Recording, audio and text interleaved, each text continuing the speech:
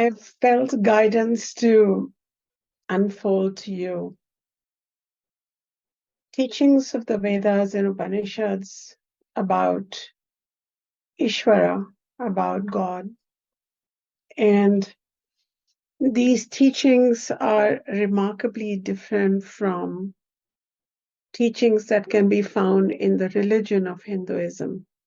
These are teachings that are not known to a bulk of Hindus. Maybe they know it intuitively or somehow they kind of have some idea about it, but mostly they have a lot of other ideas which create a distance between a religious practice of God and a Vedic scientific understanding of God. And we are students of the science of the Vedas, the science of spirituality. And when I'm using the word science, I'm using it from a perspective of Vedic science or the systematic understanding, so that we feel deeply held by a God principle, a God presence when we are navigating through life's ups and downs.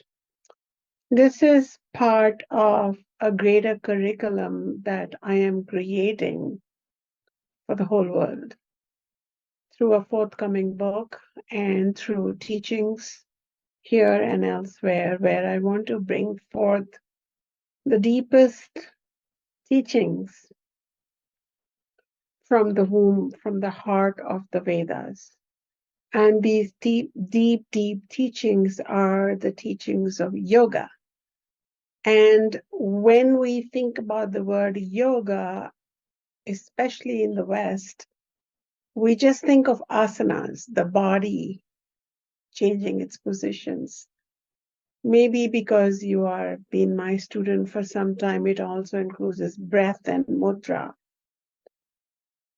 But really, the yogic journey is the journey of the individual merging into the universal, the individual soul finding solace and oneness in the universal soul, the individual spark of consciousness, which is the life principle within us, finds rest, final rest in the big flame of consciousness, which is Brahman.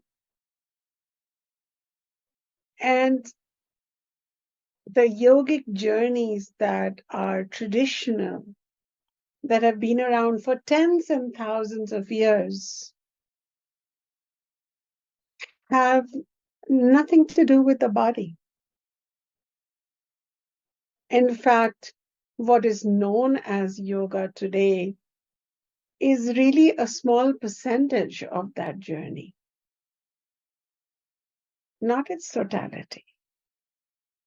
So I felt that instead of complaining about what I see out there, I should create a book and a living curriculum on a journey of self-recognition, self-actualization, self-realization from where we are, suffering, stuck, confused, to where we want to be, an aspirational state of yoga.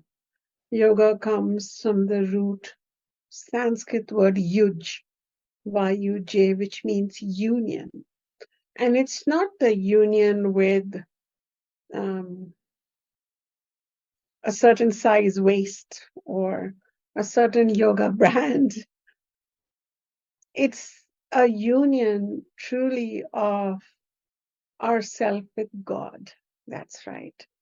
This entire yogic journey described by the Upanishads is a theistic yoga journey. And because the Western world has its own interpretation of God, the Abrahamic religions often separate God and the person. They have their own richness as well as their own limitations with God. And because the Upanishadic concept of God is somewhat complex, and teachers like myself are so rare who, who would commit a whole year to writing a book or a whole lifetime to live that knowledge and teach that knowledge, that something got missed in the translation from India to the West, from ancient medieval times to the modern times. And now we've thrown God out of yoga, or there is a fight with who's God, what kind of God. And then even if we agree to God of a certain tradition, then we can have question marks around, well, is the God masculine or feminine or mixed gender? Is there any news for that? Any room for that? But what if I told you that the God in the Upanishad belongs to everyone equally, is everything equally, and not only belongs to humans, but to every tiniest creature, that God is available, and that God is also holding this whole inanimate universe too. So then we are talking about a really major inclusive divinity. And this was the teaching of the Upanishads. And while I will unfold the greater curriculum sometime mid next year, I thought I will start unfolding the pieces I feel are relevant for my members in the Vedic way currently, because I feel that the journey to that great self within is really fulfilled by first knowing God. And you would think, well, wait, are we going to learn about God or the self? Well, we learn about the God originally as if that God is separate, because that's how we begin. Even if I tell you that God dwells in you, it sounds nice, but it's hard to believe, especially when you're experiencing anxiety or diarrhea. It's just hard to comprehend that God. And the Upanishads don't want you to just talk about it. Yeah, I got God. You got God? They want you to really, truly have an experience of oneness, of union with that God. Yoga means yoga, not just talk. As a result, the yoga journey begins with a God outside. Then it begins with beginning to see God all around. And then finally understanding that God is within. And then going through some steps to experience God as self. So what begins as a journey to quest for God ends up concluding with the discovery of the self. The search for God makes us, first of all, fearless and also greatly supported during times of sorrow.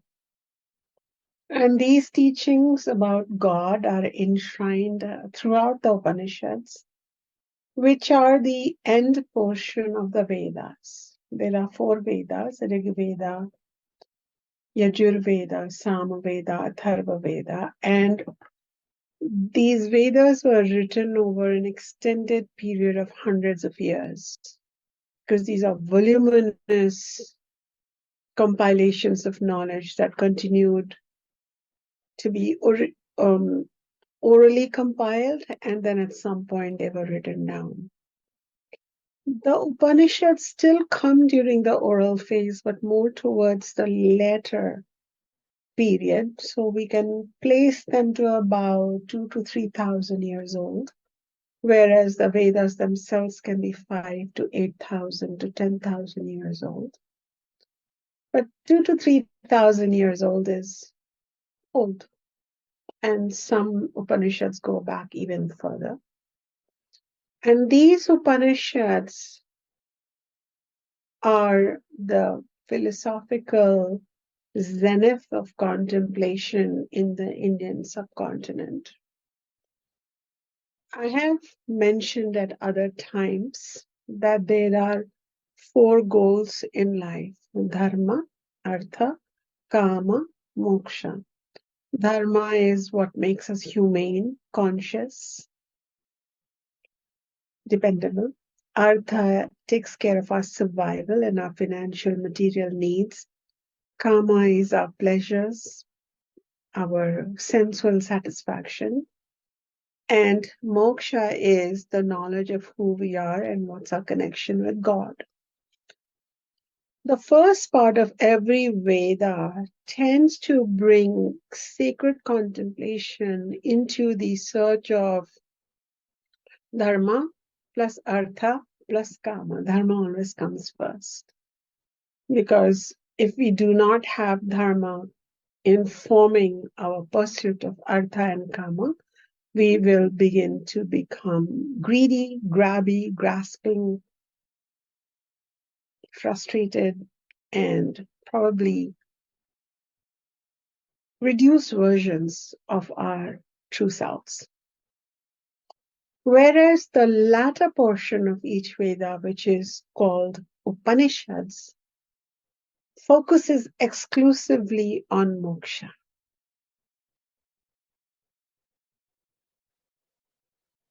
It seems that we really need to understand the science of God in our pursuit of dharma, artha, and kama. And in the pursuit of moksha, we find, oh wow, the whole universe and all its truth is revealed within me. And I was dreaming up this whole universe, just like at bedtime, I dream up a universe. So that's a different whole rabbit hole that we are going to go down sometime, not now. But definitely the yogic journey enshrined throughout the Upanishads and also brought forth more systematically in the Upanishad called Bhagavad Gita deserves attention because it brings much solace, especially for those seekers who have been spending time with some of my other books, especially The Sovereign Self and other writings around the self and other teachings around the self, because this completes our journey.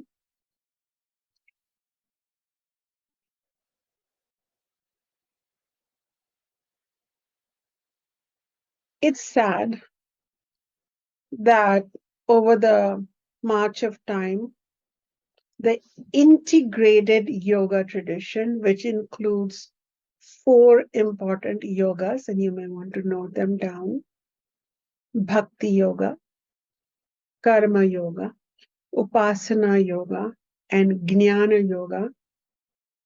And they work in an integrated fashion, ended up becoming reduced and split up in our current atmosphere.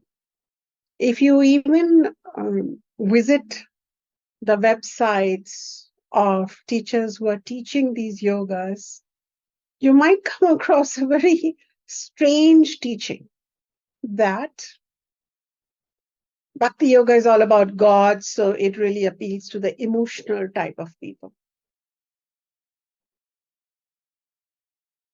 Jnana Yoga is a bit, it requires subtlety of the intellect. So hence it's good for intellectual people. Upasana Yoga, which includes Raja Yoga or Pranayama, Asana, it's an active yoga. So it's good for active athletic people.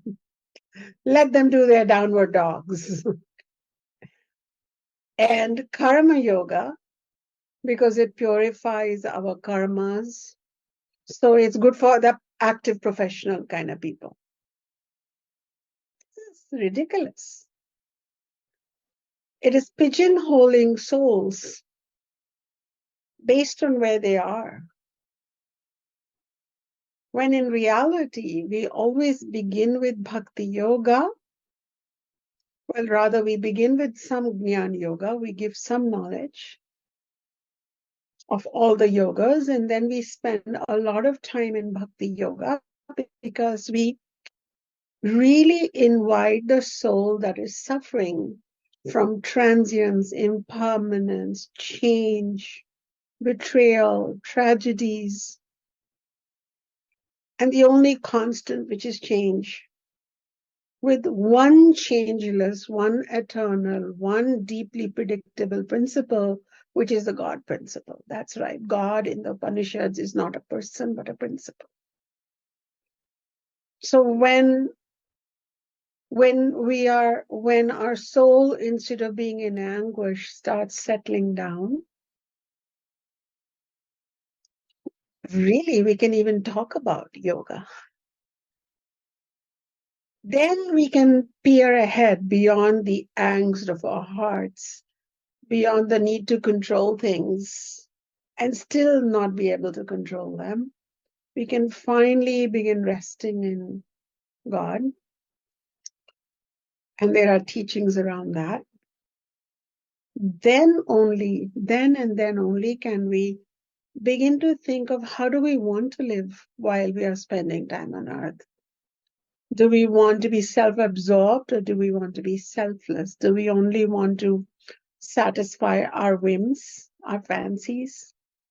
Or do we also want to become agents of positive transformation and to care for others who may be suffering while they are going through this plane of change and transience? So then this is the birth of karma yoga, where we act, we cook our food, we earn our living, we take care of our artha kama, but we find ways and we are taught ways to be in service mode. And we understand the value of duty. We understand the value of sacrifice for a greater harmony. We understand the healthy way to emulate Mother Nature, who's always sacrificing herself. So we grow with Karma Yoga from being these collapsed beings who need Mother Nature to help them to being these givers. And then once somebody has really worked on Bhakti Yoga and Karma Yoga, where the God principle is very important, comes this third yoga known as Upasana Yoga. Upa means near, and asana means a seat. To take a seat near who? The Guru, the teacher, and of course, Ishvara, God. And ultimately, Upasana is about Ishvara Upasana, a worship, which happens through worship methods, which are universal, and meditation, which turns into worship. So Upasana yoga is not for everyone. Maybe Bhakti yoga is, maybe Karma yoga is, but by the time we come into Upasana yoga, a seeker is saying, I really want to hone my mind, my body, my speech, my every cell should be shining with sattva and purity. We've been going through some of these teachings, but they come under the subheading of Upasana yoga, such as Jyoti sadhana, sattva cultivation. This is all part of Upasana yoga. Why are we doing that? We are doing that so that the final yoga, you can from that perspective think of the first three as preparatory yogas. The final and the full yoga is Jnana Yoga. And Jnana Yoga is the yoga where we simply have to bring our ears and listen. And if we've done the preparatory work with the first three yogas, Then in the final yoga, when certain knowledge is given to us, the kind I have not yet provided in this platform, when certain knowledge is given to us, we awaken more fully or completely to our true nature. And upon awakening,